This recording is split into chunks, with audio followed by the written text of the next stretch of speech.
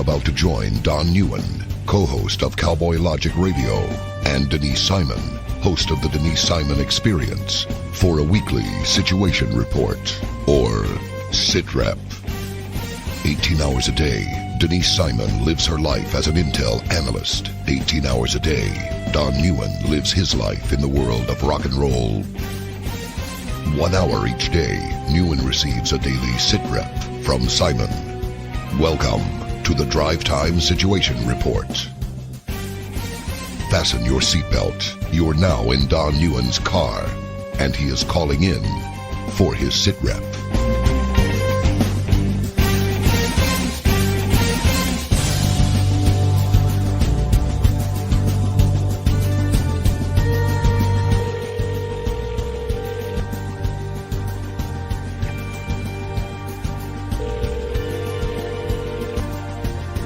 Smello. What's up, Niecy Poo? Yeah, another day in paradise. Well, it sounds like you're as hammered as I am. Ladies and gentlemen, you're listening to the Drive Time Sit Rep. On one end of this conversation is the very worn-out Denise Simon. On the other end of the conversation is an equally worn-out Don Neuen. So we are going to really dig deep, suck it up for you guys, and pull this radio show off for you, because we both have had very long days. I'm in my car driving home after a long day at work. Denise Simon is down in her bunker near the Central Florida, Tampa Bay area after a very long day of climbing around in the weeds, trying to figure out what the hell's going on globally. And she's about to tell us, because Denise, I have not even opened up an internet browser today. I have no idea what happened today. None. Nothing. Nada. But I do want to wish you a Merry Christmas. Okay, Merry Christmas. And a Happy Easter. Happy Easter. And let's go ahead and throw in Happy Thanksgiving, Denise. All right. Happy Thanksgiving to you. And for the those listeners. of you that, yes, absolutely, to our beloved listeners. For those of you that are listening to this show for the first time, first of all, this is like no other radio show. Again, I'm in my car driving through right now a very dangerous part of Atlanta, Georgia. And Denise and I wish each other, actually, I usually initiate it. I wish her Merry Christmas, Happy Easter, and now Happy Thanksgiving, because for 8 long, horrific years in which the liberals occupied the White House, we had to say that in the shadows, didn't we, Denise? Pretty much. Or we were scorned. Visible and ink. condemned. That's right. So now that we've got Donald J. Trump residing at 1600 Pennsylvania Avenue, we say it every week. We wish each other. There are people I'll see on the street. I don't even know who they are. I just go up to them and say, Merry Christmas. And they go, what? And I go, I can say that now without having to hide in the shadows. So that's what we're doing, ladies and gentlemen. Every week of the year to Denise and I is a Merry Christmas week. It's a Happy Easter week. And it's a Happy Thanksgiving week, by gosh. So now that we've gotten all that out of the way, Denise, timestamp the show. Ladies and gentlemen, we do this so you know precisely when this phone call has taken place. Why? Because some of the stuff Denise might talk about tonight, nobody's going to talk about for weeks down the road. And that's why we just like to pat ourselves on the damn back by telling you when this show takes place. Right, Denise? Pretty much, yes. Yeah. All right. So, what is the timestamp for this show, Denise? It's 8:45 p.m. Eastern on the 17th of February in the year of our Lord, 2020. Very nicely done. Hey, did you see that that I posted on social media this weekend a picture that I found that I believe might be from Mike Bloomberg's yearbook? I did. What do you think, Denise? You think it's well vetted and valid? What was it, from like the middle of his nose up?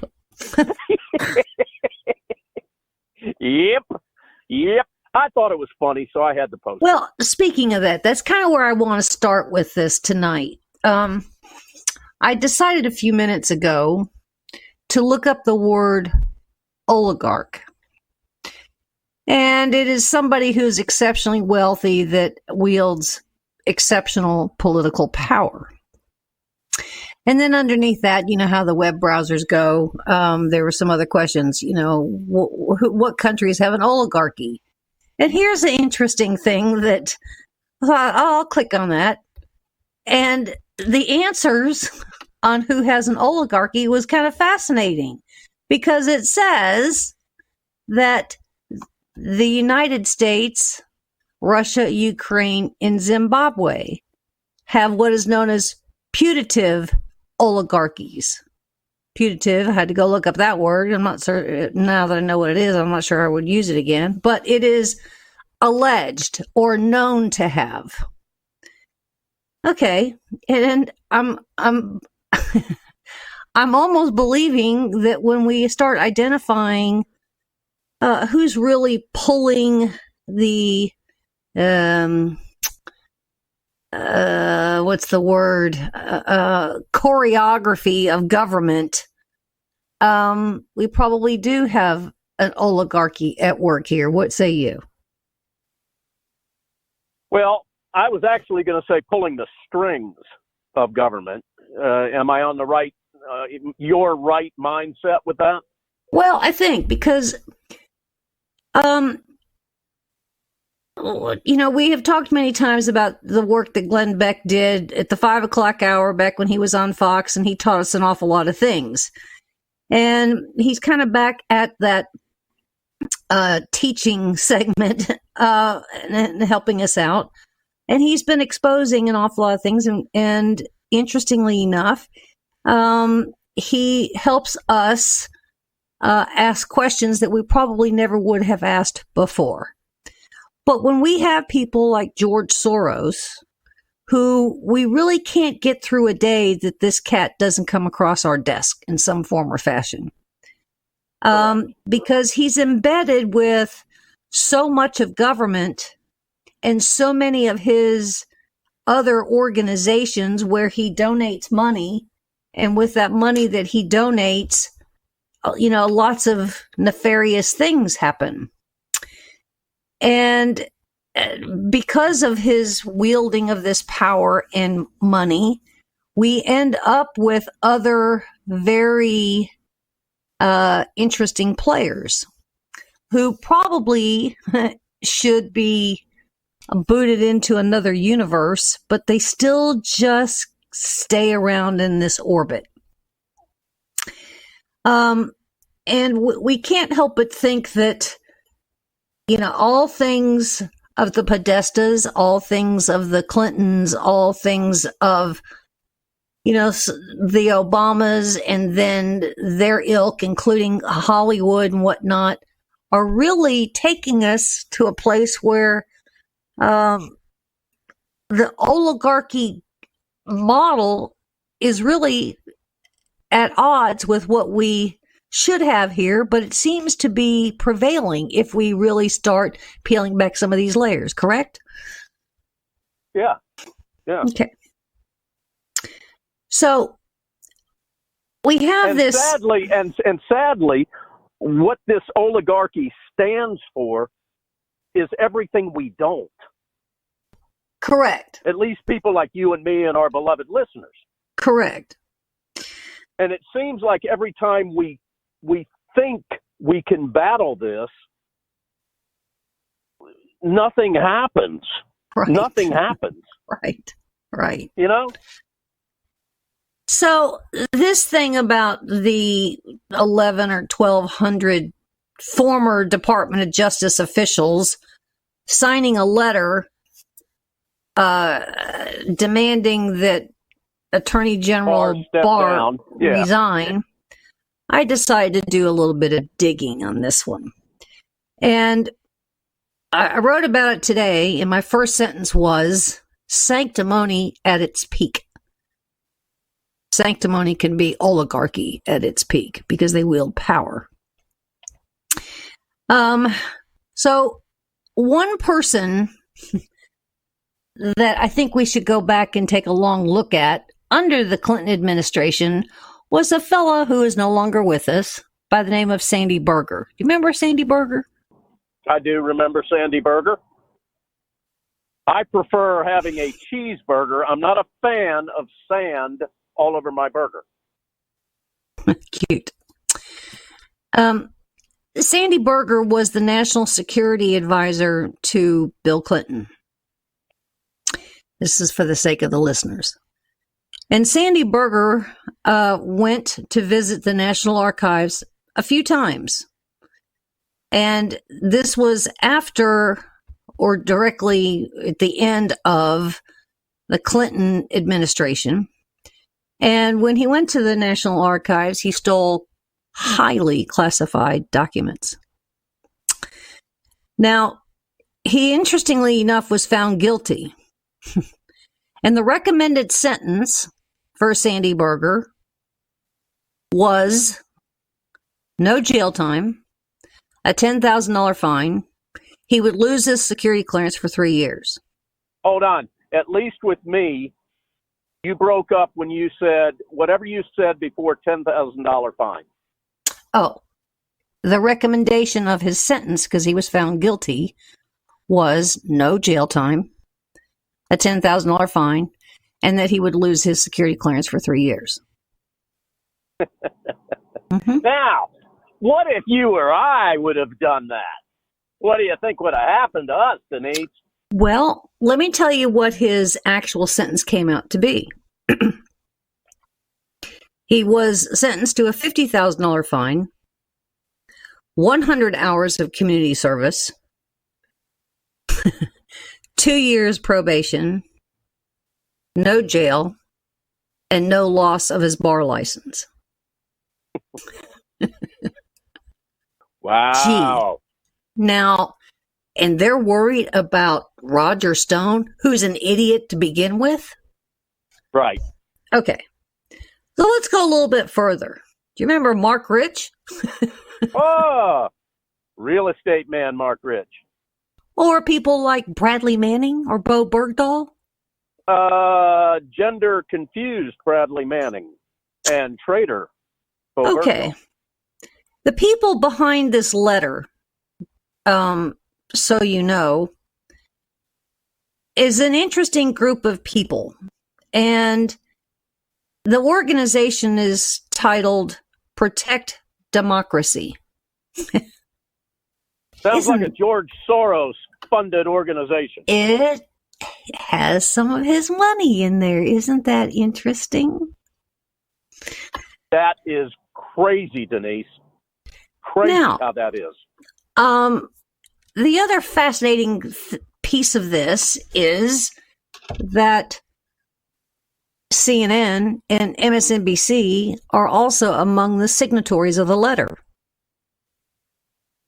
Crazy how that is. Crazy. Now, we also happen to be... Wait a minute. Don't you agree? This is crazy. This is crazy talk.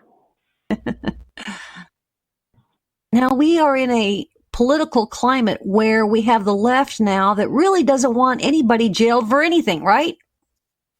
Correct. Misdemeanors mean nothing. Nope. And felonies don't even mean anything. Felonies don't mean anything unless, of course, you're a Republican. Then isn't that fascinating? But they want Roger Stone in for 9 years. Yeah. Okay. Well... Well, here's the thing, Denise. If Stone didn't have a tattoo of Richard Nixon on his back, he might not have that kind of a sentence. That's where he blew it. Now, let me tell you some of the names that are actually part of democracy or Protect Democracy and their signatories Oops, I don't want to do that one because that shows that I want to sign it. Don't want to do that. Let me go to this one. Hey, hold on, Denise. I got to tell you something. There's a guy on I-20, Interstate 20, headed westbound. For those of you that are listening in the metropolitan Atlanta area, just past Six Flags, that is on a four-wheeler on the interstate. Welcome to Atlanta. He's on a four-wheeler. It looks like the one I have for my farm. There's no tag on the back of it. He's got headlights like I have. He doesn't have turn signals. And he's doing about 45, 50 miles an hour in the right-hand lane, and it's 9 o'clock at night. It's dark out. I just figured that was something, it's not going to be in the news unless he becomes a memory. Right. Let me tell you something. There's no way I would take a four-wheeler, on the interstate or that fast. You ever seen the cleated tires on those things? At least on mine, it would knock fillings completely out of your head. All right, back to you. I've just, ladies and gentlemen, it's a different kind of radio show. Where else can you go and listen to the kind of stuff Denise Simon's talking about and have some guy like me interrupt her to talk about the fact that there's a schmuck on a four-wheeler, probably a Big Bear 400, running down the right-hand lane. He wasn't on the shoulder, Denise. He was in the lane. Okay, I believe you. All right, moving on. Damn, the things you see. And you know what? If that was you and me, we'd get arrested, we'd get charged with a felony, and we'd end up as Roger Stone's cellmate. Yeah, exactly. All right, back to you. Protect Democracy has a operating staff of about 50 people. I have their names. And none of them, I haven't looked up all of the 50 in the staff, but none of them at first glance do too much for me. But their board members, I recognize one, which is Cecilia Munoz. And then we have some advisors. And I'm sure that's where it gets interesting. It does, because we have people like John Dean. Oh, John Dean. Yeah, CNN legal analyst. Yeah, of Whitewater fame. Watergate fame. Watergate. Yeah, Watergate Hall of Shame. Then we have Matthew Dowd, Mindy Finn. Now, Mindy Finn was the vice presidential candidate for that was allegedly a Republican that was also in the race in 2016, where she was to be the vice president for Evan McMullin, former CIA, whose name is also in here as an advisor. Rachel Kleinfeld, who actually came across my radar this past week. And then we have Thomas Pirelli, who was the Solicitor General under the Obama administration that argued Obamacare. Don Varelli, and several others. There's about 20 of them. So what we're doing here is we are taking all of these lawyers. Isn't it fascinating? I mean, they all go to law school. You'd think they'd all learn the same thing, and we have all these lawyers that, anyway. So you got a whole pile of lawyers that want to get rid of the top lawyer. Sounds like an oligarchy thing at work to me. Does it to you? Most certainly does, Denise Simon.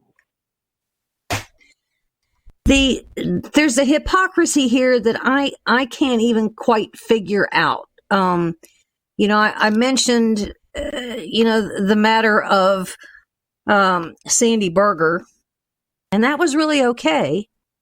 But yet nobody is above the law. How many of those Democrats on the House team during the impeachment that pretty much ended every one of their presentations with nobody is above the law? But so far, Sandy Berger was, James Comey, Clapper, illegal immigrants, they are clearly above the law. Bradley Manning, Bo Bergdahl, Mark Rich, all these others that were getting clemency and whatnot. Now, quite frankly, I don't care what happens to Roger Stone. I don't have any use for the guy. But I did some cursory investigations on what the sentencing is for tampering with a witness and lying. And both of those are generally not even charged because there's a bigger crime. So they didn't bother with those. But in this case, that's all they have. At the very top end is 9 years.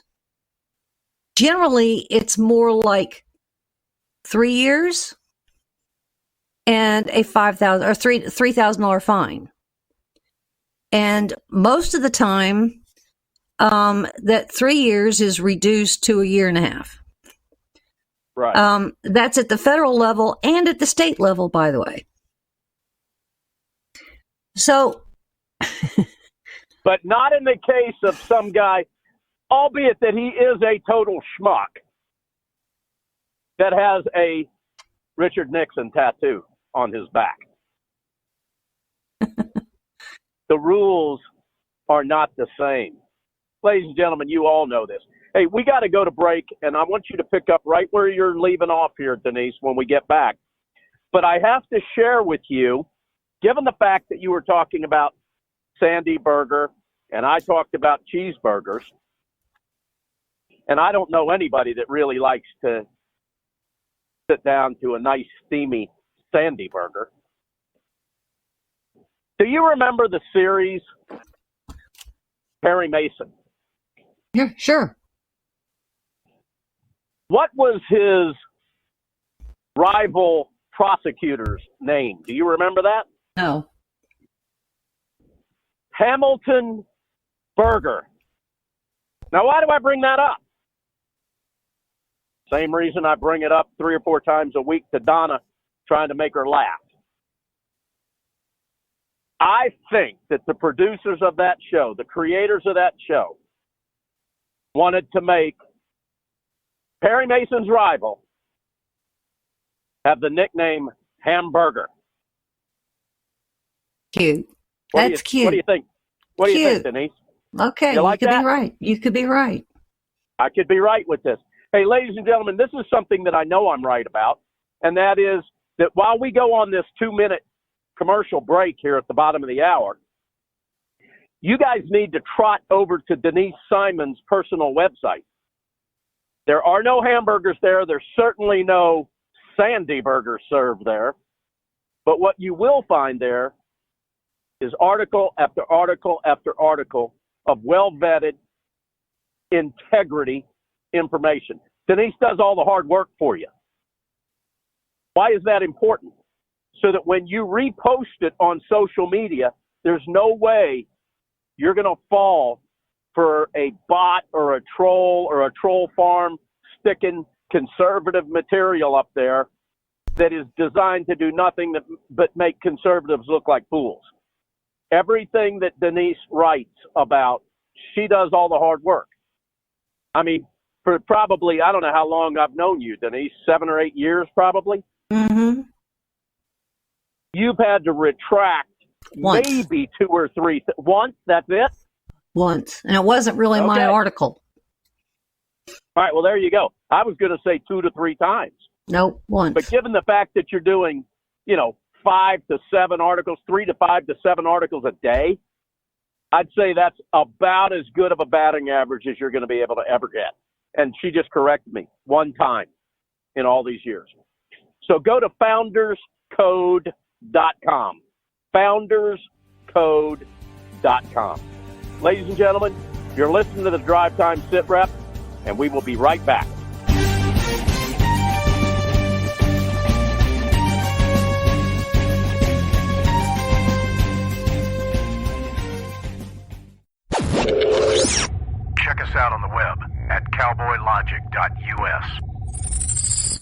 I could teach anybody, even people in this room, so no offense intended, to be a farmer.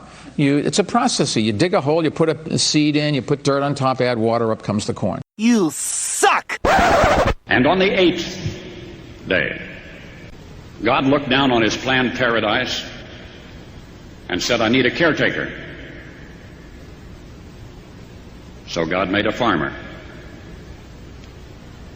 God said, I need somebody willing to get up before dawn, milk cows, work all day in the fields, milk cows again, eat supper, then go to town and stay past midnight at a meeting of the school board. So God made a farmer.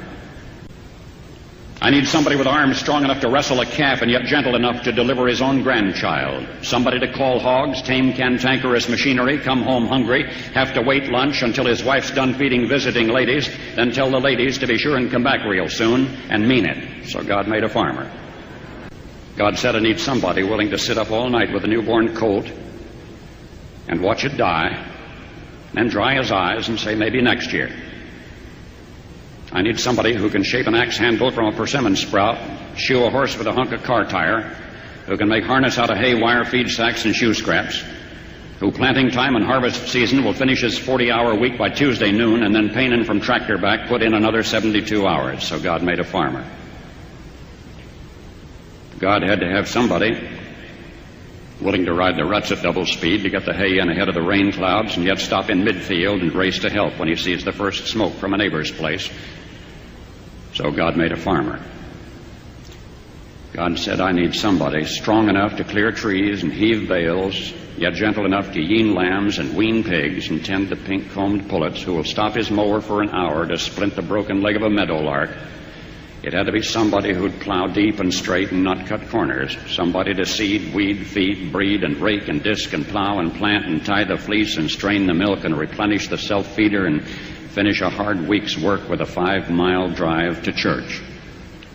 Somebody who'd bail a family together with the soft, strong bonds of sharing, who would laugh and then sigh and then reply with smiling eyes when his son says that he wants to spend his life doing what Dad does.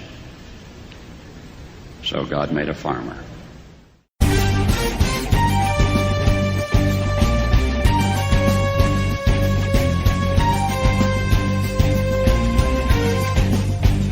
Welcome back to the Drive Time SITREP, ladies and gentlemen. My name is Don Neuen. I am the co-host of Cowboy Logic Radio.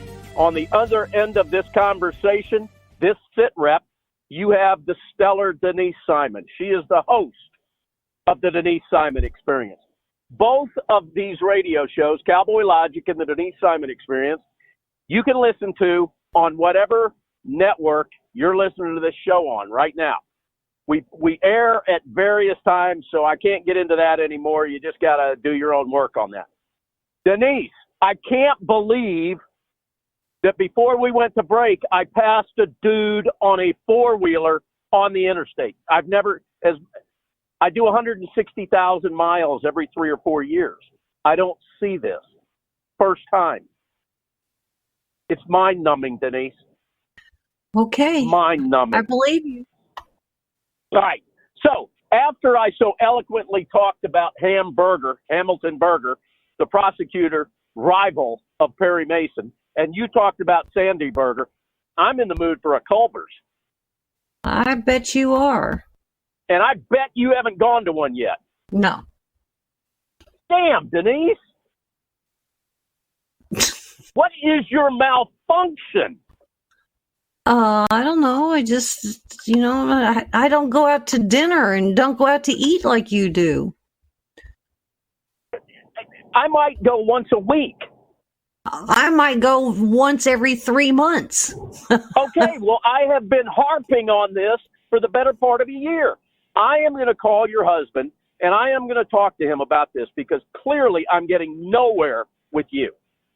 Okay. All right.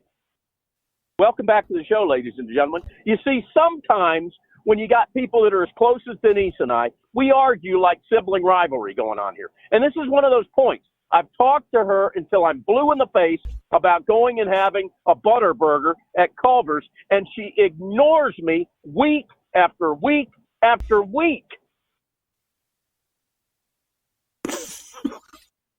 It's not really ignoring. It's just that we go places that are close, and Culver's is not close. Culver's isn't close to me. I got to go 30 miles to get to any place where you are, every place where you are, you have to go 30 miles to get to lights and action. That's right. Hey, although they are open to Five Guys in Carrollton, and that's like 12 miles from me. But have you ever priced out the Five Guys stuff?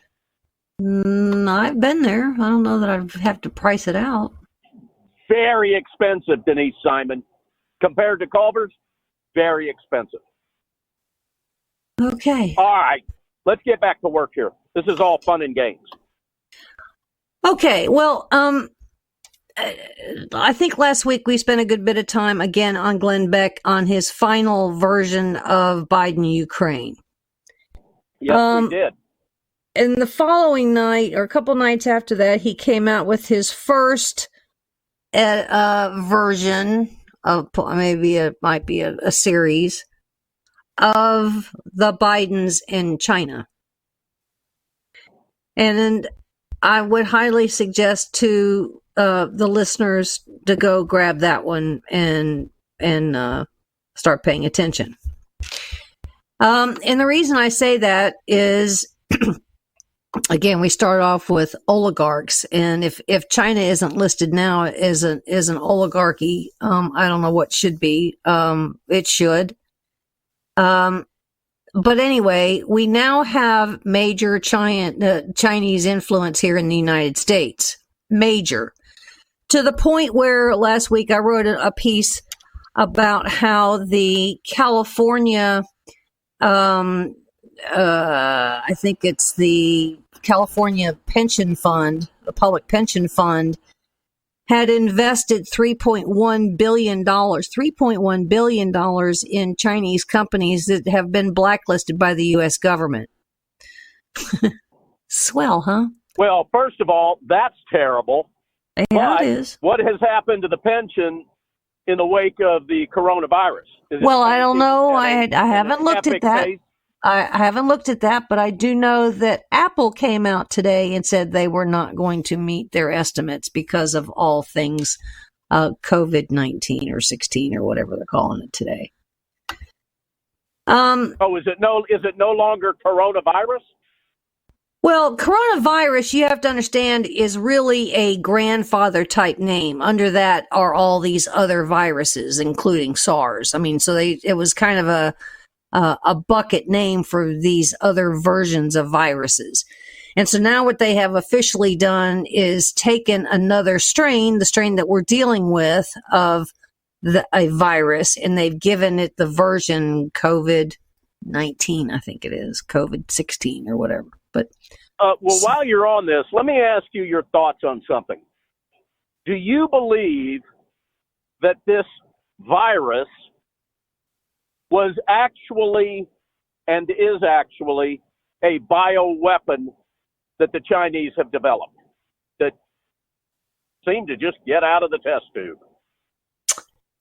Any virus can be a bioweapon. Okay, good gray neutral answer there. Well, it wasn't built. It wasn't. No, it was not manufactured specifically to be a bioweapon. But any virus can be a bioweapon.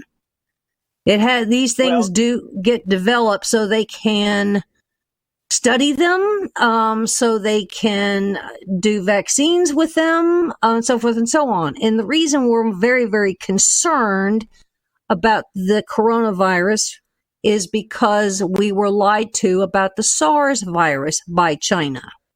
And then we come to find out, which I think was in 2002 or 3, then come to find out that President Xi did in fact lie to us on this one. He kept it for almost a month before they came clean on this. And they haven't totally come clean on it. But it was in a laboratory about, I don't know, a block and a half away from this food market. Right. And the one person that seems to have this thing down to a science with accurate Tom yes, precisely. That's where I got that this may have been a bioweapon? Well, again, I think that you can't eliminate it because certainly anything can become that for a nefarious use. I don't think we've gotten such to the nefarious where it's been applied to some kind of, missile or, some kind of other delivery mechanism, because it is so easily transferable from creature to person and then person to person. Right. But according to Cotton, it did not originate in the market. Correct. It did leave the market. Correct. But it didn't start there. It was brought into the market. Correct.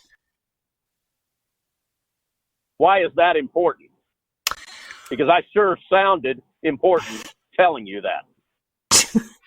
Because they don't have the controls that they need to have. They don't have the management. They don't have the security, and they don't have the protocols that they need to have.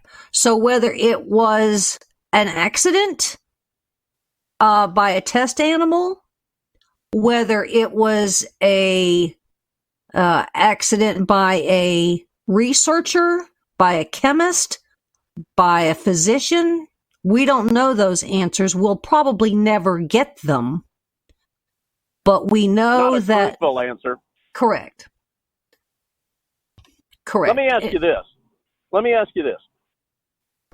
Reagan brought Gorbachev to his knees economically to force the fall of communism in the Soviet Union.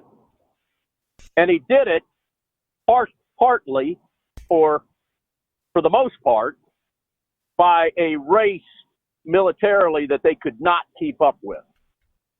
Right? Mm-hmm. Is there any chance that you think Trump is looking at this situation as an opportunity to bring China to their knees economically? We better not do that. We better not do that. Why? Because you will have our entire agricultural industry in the United States collapse. You will have... Well, we certainly don't want that. You will have tech, including things like Apple, most of Silicon Valley collapse. So, well, then how do we use this, as terrible as it is? And we certainly don't want people dying from this virus. We want it to be eradicated. But how do we use this type of a situation in which China is clearly weakened temporarily? How do we use this to our benefit? well, one is, I think there are 14 cases here in the United States, known cases, and we just brought back, I think, about 400 people off of a cruise ship. And I don't know the number of those that have been officially affected or infected yet. I think they're making those determinations now. There are some that have been moved to quarantine, but we don't know what that condition of that quarantine is. It's just that they have been tested for fevers, and some have an elevated body temperature, but we don't know that they have been diagnosed with coronavirus. Okay. We have the abilities to ensure people don't die. Okay. We have that here in the United States. We don't have the vaccine yet, but we have the ability to keep them alive. Okay. So they don't, perish on us. Right. The question becomes does China, do they have it? And if they do, are they using it? We don't know the real answer to that. Because we don't know, we're not trusting any of the reports or numbers that they're telling us. Furthermore, We don't know how many, because I don't know how many countries we have now that are affected across the globe in some form or fashion. 20, 30? We don't know how much of their health organizations, their health departments within their respective governments, Europe and whatnot, are collaborating with us. I know that we are shipping out by the shiploads of medical supplies, whatever they may. Spell that word, given the fact that we're on terrestrial radio. Ship. The word you just ship loads with a P as with in a P. Paul. SHIP Paul. Shiploads of medical supplies, of which we're not going to get a description of what they are, and rightly so, because we're in a national security condition here now. And I say that because our government is working diligently through all the agencies, through State Department, Health and Human Services, CDC, law enforcement, marshals, Department of Homeland Security, so we don't go into a massive panic. And a massive panic could cause an awful lot of things, which would also perhaps include a collapse of even the stock market. And it went a little sideways today because of Apple's statement. But anyway, some other countries that could easily be affected, which could cause some other panics, would be one, North or South Korea. Because there are a number of North Koreans that work in China every single day, or those that are in China on contract work and go back and forth. Now, allegedly that border is closed, but we're not so sure that that's the case. If if North Korea ends up with some infections, what the heck would they do? And then you got families that do get to visit each other from time to time between North and South Korea. And what would that do to South Korea? And then what does that do to our military? So it has a wide domino consequential effect on an awful lot of things. So we don't want to bring China to its knees. No. Now, what can we do? Well, we can say to China, hey, what we want you to do is stop construction of your Silk Road operation. And they may do that. We want you to stop with the loan extortion that you're doing on several countries by saying, hey, we'll loan you the money to build this port, but you just pay us back. They can't pay us back. It's called debt trapping. Bahamas. Well, it's happened all over the place. It's called debt trapping. Thing does is, yeah. And we want them to cough up the property and give it back to them, you know? Okay, so we need stability in China. And well, why would they do that? Why would the Chinese do that? Those two requests. Otherwise, their economy could collapse.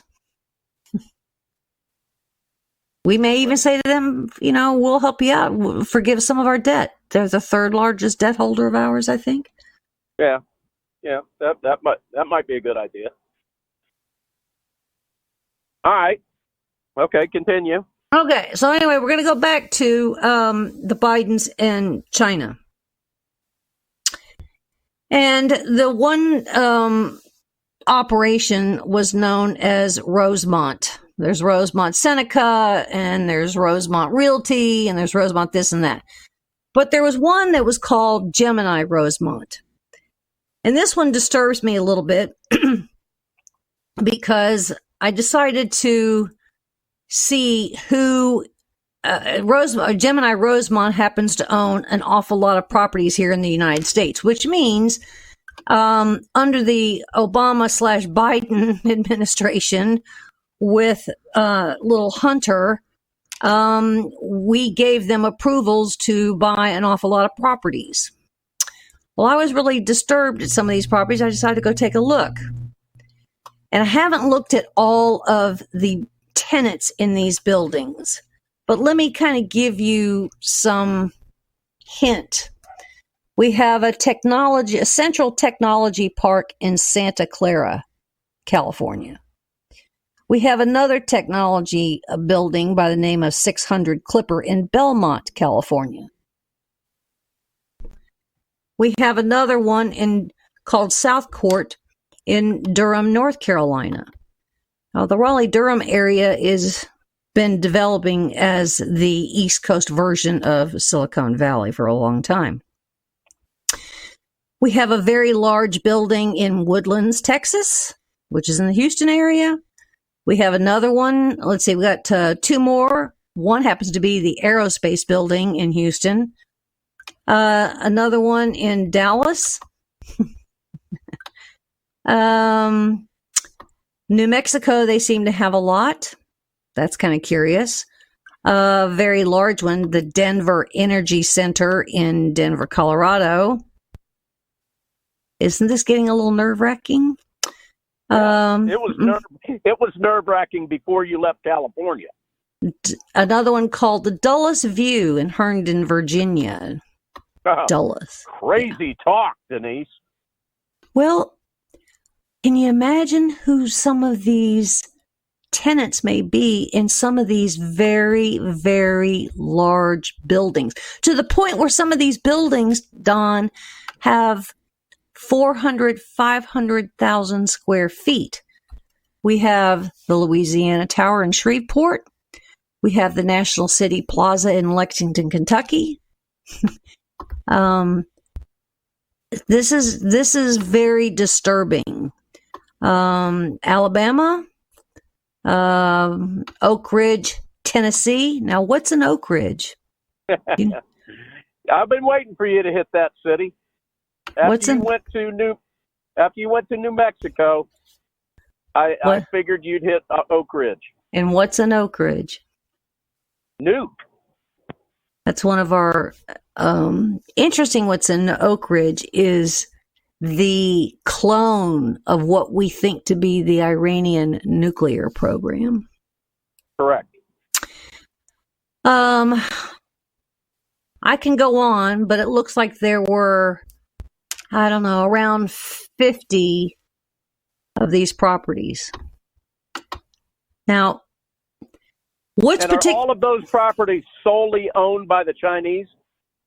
Well, it's owned by this outfit, Gemini Rosemont. Now, it's called Gemini Rosemont Commercial Real Estate.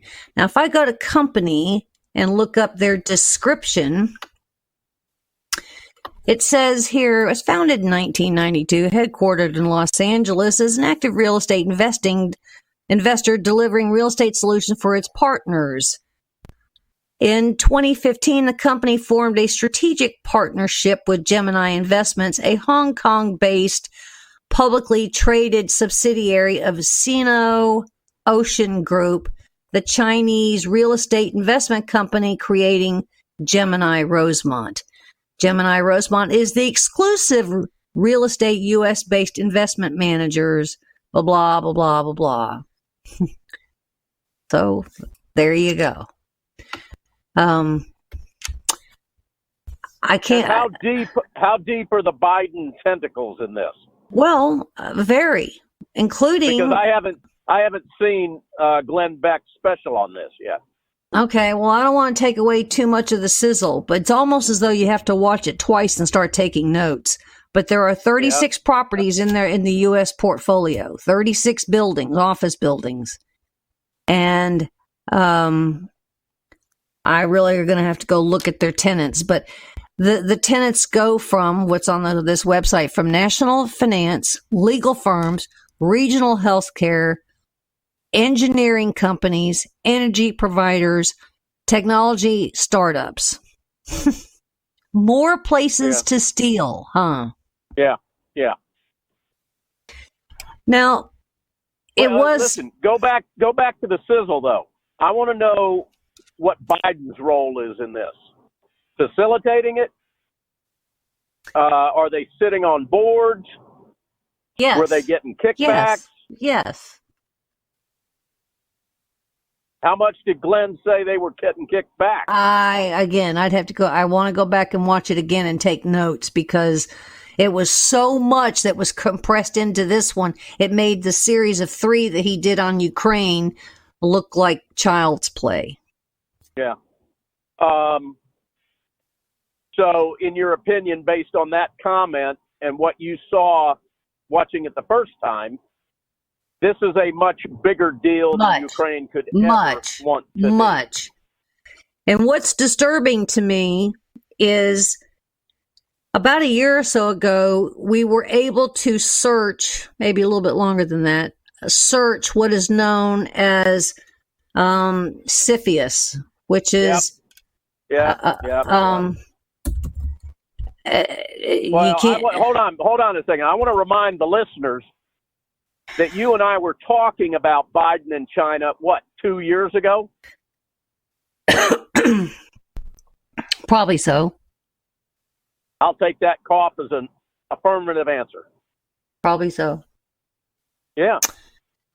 Now, I mean, we were talking about Ukraine and the Bidens and China and the Bidens and the Kerrys 2 years ago. Yes. Probably to deaf ears. So now let's come full circle here to CFIUS, which is the Committee on Foreign Investments in the United States. It used to be, because I would go to that often, it's part of the Treasury Department, that you could search on CFIUS for names of anything and it would pop up what's there. There is no search mechanism anymore. It's been taken out completely. Shocking. That's just not a cool thing. And I don't know what the reason for it is. In fact, I reached out to Peter Schweitzer and asked him, I said, there used to be a searchable portal on CFIUS. Do you know when it went away and why it went away? And he said he did not know that. This was about 4 months ago now. He said he did not know that, but he would check into it. He still has not gotten an answer. Well, I guarantee you he's asking about it. So what we have here now is a situation that under the Obama administration, CFIUS was approving these transactions. And what's going on under Trump's administration? Well, I don't know because I can't get to it. Mm-hmm. I'm very concerned on this one. Yes. And I have a feeling that our trade representative, Lighthizer, is probably made a decision to, along with Treasury, to make it unsearchable because we went through for 2 years these trade negotiations on phase 1, and allegedly we're starting in phase 2. But coronavirus has probably changed up the approach now that we're taking in phase 2 when it comes to trade with China, if it really advances right now at all. So I'm having this conversation with you because this is clearly where I'm taking you and the listeners to some real critical thinking mass here, that this goes way beyond what I would say are in headlines. This is kind of an analysis, and I would argue that we have very different conversations going on with some very heavy hitters in government that will probably never hit the headlines, if you understand what I'm saying. Because this is earth-moving type stuff here. I mean, you asked the question, can we bring China to its knees? Well, we could, but we can't. We won't. Right. All right, well, we got less than a minute left, actually less than 30 seconds. Denise, this week on the SITREP, you've delivered actually quite terrifying information, and I hope the listeners have picked up on that. Ladies and gentlemen, again, go to founderscode.com, Denise's website. You can go to cowboylogic.us if you'd like, and you can listen to our stream that runs 24/7. This has been the Drive Time SITREP, ladies and gentlemen, a radio show unlike anything else that I think that you can find because, again, I'm in my car driving home, and I just simply have called Denise, and we record that conversation. I hope that you'll tell your family and friends about the show. Denise, it's up to you to take us home. And thanks for being with us. Thanks for listening. And God bless America.